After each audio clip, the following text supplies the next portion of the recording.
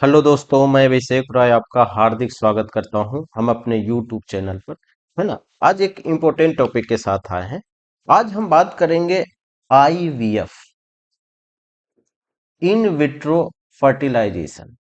अब ये क्या है ये तो हम आगे समझेंगे। है ना। पहला समझ लेते हैं कि ये चर्चा में है क्यों। स्वास्थ्य और परिवार कल्याण मंत्रालय, यानी जो हमारे थे, क्योंकि अभी तो क्या है कि हमारे देश में जो है आचार संहिता लागू हो चुका है, क्योंकि लोकसभा इलेक्शन का डेट आ चुका है, तो अभी तो नहीं है। हाँ, लेकिन चलिए ठीक है। मनसुख मांडविया, जो स्वास्थ्य मंत्री हमारे हैं, उन्होंने पंजाब सरकार से है ना क्या किया है, एक रिपोर्ट मांगी है। वो रिपोर्ट क्या है कि एक पंजाबी गायिका की मां द्वारा, है ना, ये कौन है हम आपको बताएंगे नहीं, गूगल कीजिएगा, कि ये थोड़ा सा सेंसिटिव हो जाता है। माँ द्वारा इन विट्रो फर्टिलाइजर, जो फर्टिलाइजेशन है यानी आईबीएफ का, है ना, जो उपचार कराए हैं उसका रिपोर्ट मांगा। क्लियर है। किससे मांगा है? पंजाब सरकार से। कौन कराया है? पंजाब की एक गायिका की मां ने। क्लियर है। अब समझ लेते हैं कि आईवीएफ क्या है और ऐसा क्यों है।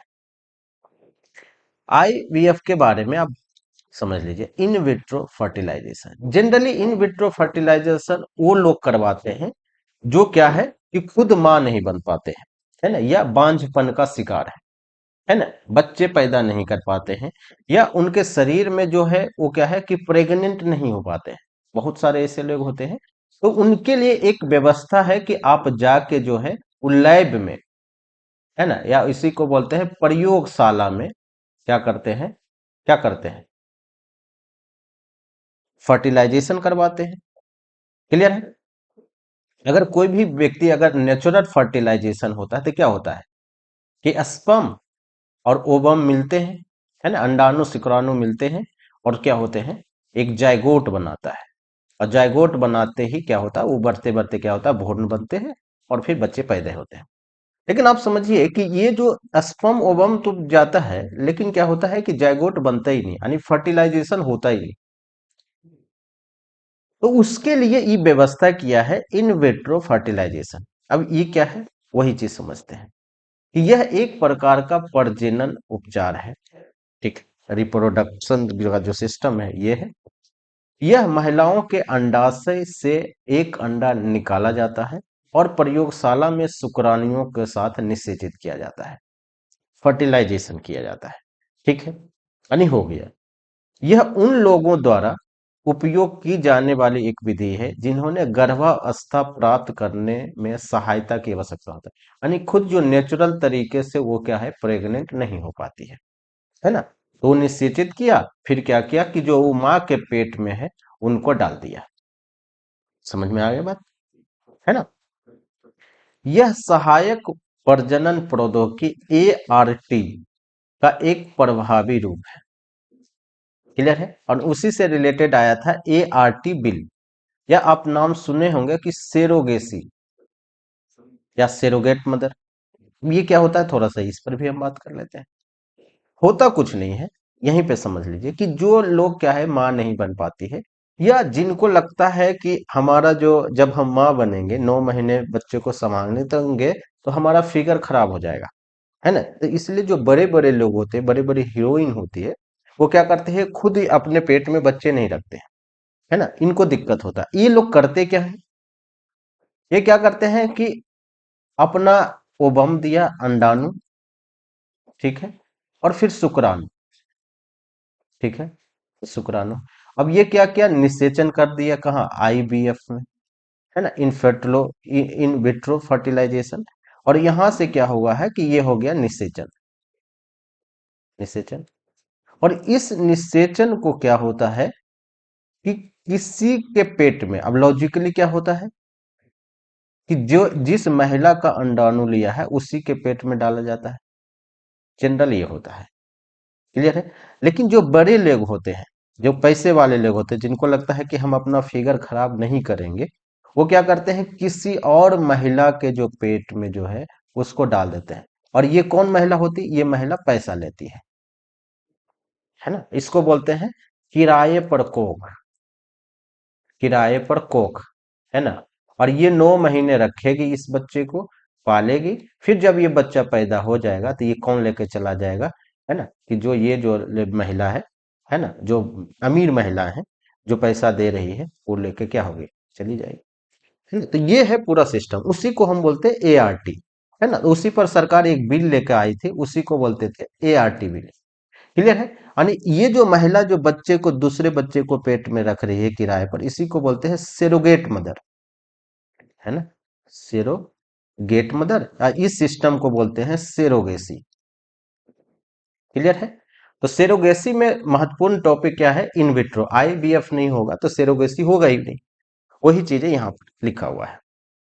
तो ART तक हम बात नहीं पढ़ेंगे, हम सिर्फ पढ़ेंगे IVF पर। ठीक है। ये ART को मानव शरीर के बाहर शुक्राणु और अंडाणु कोशिका को संभाल कर और भ्रूण को महिलाओं के प्रजनन पथ में स्थानांतरित करके गर्भावस्था प्राप्त करने के लिए उपयोग की जाने वाली सही सभी तकनीकों के रूप में परिभाषित किया गया है। वही है कि जो हस्बैंड वाइफ है, और वो खाली क्या किया कि हॉस्पिटल में जाकर निषेचित करवा दिया, और फिर क्या है कि जो महिला है, यानी जिनका बच्चा है, उन्हीं के पेट में डाल दिया। इनमें शामिल है कि शुक्राणुओं का दान, कहाँ से शुक्राणु आया है ना। इन विट्रो फर्टिलाइजेशन, जहां शुक्राणुओं को प्रयोगशाला में निषेचित किया जाता है। और गर्भाकालीन सेरोगेसी, यानी बच्चे जैविक रूप से सेरोगेट से संबंधित नहीं है ना। यानी IVF में क्या है, सेरोगेट से संबंधित नहीं है। अब सवाल ये उठता है कि इससे फायदा क्या है। आपको पता है कि फायदा क्या है। फायदा तो यही है कि जो नेचुरल तरीके से जो मां नहीं बन पा रही है, प्रेग्नेंट नहीं हो पा रही है, या बांझपन का शिकार है, उसको क्या करना है, खत्म कर देना है। इसका फायदा यही है कि IVF उन जोड़ों, यानी उन हस्बैंड वाइफ या उन व्यक्तियों की मदद कर सकता है जो बांझपन से जूझ रहे हैं, कि ठीक है, महिलाओं के गर्भपात की संभावना कम करे, है ना, गर्भपात भी कम होगा। गर्भावस्था में उच्च सफलता दर, यानी ये कंफर्म होता है कि यहाँ पे बच्चे सही सही जो है वो पैदा होते हैं। दान किए गए अंडाणु और शुक्राणु का उपयोग किया जाता है। जैसे मान लेते हैं कि जैसे हस्बैंड वाइफ है, और डॉक्टर ने चेक कर दिया कि हस्बैंड का जो है वो जो ओबम है, जो शुक्राणु है, स्पर्म है, वो सही नहीं है, वो फर्टिलाइज नहीं कर सकता है। तो ये स्पर्म का व्यवस्था कहाँ से करता है, कहीं और से कर लेता है ना। विक्की डोनर आप नाम सुने होंगे मूवी का। अब वो मूवी का थोड़ा सा ट्रेलर देख लीजिएगा तो आपको क्लियर समझ में आएगा। या जो महिलाएं हैं वही मां नहीं बन पाती है, तो इसका जो शुक्राणु है ना, इसका भी व्यवस्था कर दिया जाता है। तो ये भी एक बात होता है, वहां से भी क्या होता है, हम कहीं और से ले आते हैं। क्लियर। जोखिम क्या होता है कि आप देखे होंगे कि जो महिलाएं मां नहीं बन पाती है, उनको बहुत ज्यादा स्ट्रेस होता है। जब उनके पेट में फर्टिलाइज किया हुआ बच्चा डाला जाता है, तब भी वो बच्चे पर खतरा रहता है, क्योंकि माँ जैसा सोचेगी, जैसा रिएक्ट करेगी, बच्चे पर वैसा प्रभाव पड़ेगा।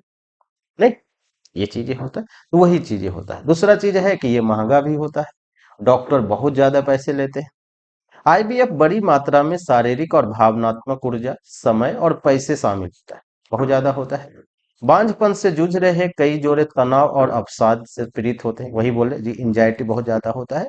और प्रजनन संबंधी दवा लेने वाली महिलाओं को सूजन, यानी बेसिकली क्या है कि जो जो महिलाएं पहले से जो बच्चे नहीं पैदा करें, तो वो बहुत सारा दवाई खाते रहती है कहीं और से, है ना? तो उससे भी उनके शरीर पर जो होता है वो हार्म होते रहता है। और जब वो बच्चे को फिर से जब इन IVF में किया हुआ बच्चा उनके पेट में आ जाता है, तब भी उनको क्या हो, दिक्कत होता है, पेट दर्द और अन्य दुष्प्रभाव हो सकते हैं। IVF सेरोगेसी और अंडा दान का फलता फूलता व्यवसाय बन गया है। यानी ही ऐसा हो गया है, क्योंकि ये सेरोगेसी और जो अंडदान है ना, ये बहुत ज्यादा बिजनेस, बहुत ज्यादा चर्चा में है ना। बहुत सारे लोग हैं जो अपना स्पर्म को बेच रहे हैं। क्लियर है। तो ये है पूरा मामला, है ना। तो आज भर इतना ही है। Thank you.